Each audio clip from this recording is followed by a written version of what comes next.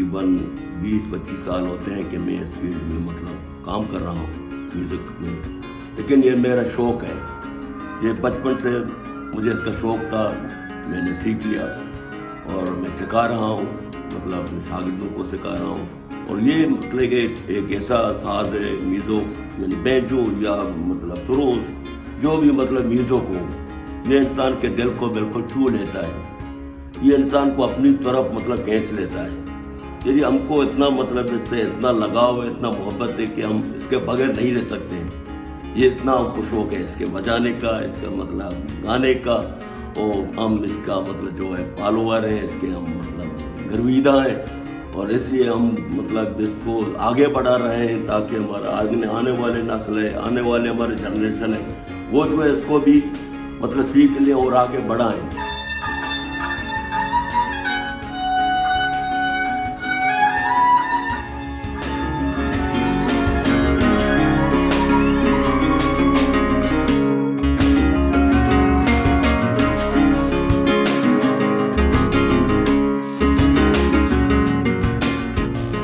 Interest माशाल्लाह ले रहे हैं बहुत अच्छी तरह से, क्योंकि म्यूज़िक क्लासेस तो यहाँ 5 हैं, हारमोनियम, तबला, बेंजो, तंबूरा और सरोज़। इनमें से सरोज़ एक ऐसी इंस्ट्रूमेंट है जो तकरीबन मालूम या ख़त्म होने को थी इस रीजन में, लेकिन वो एक अच्छी अचीवमेंट है।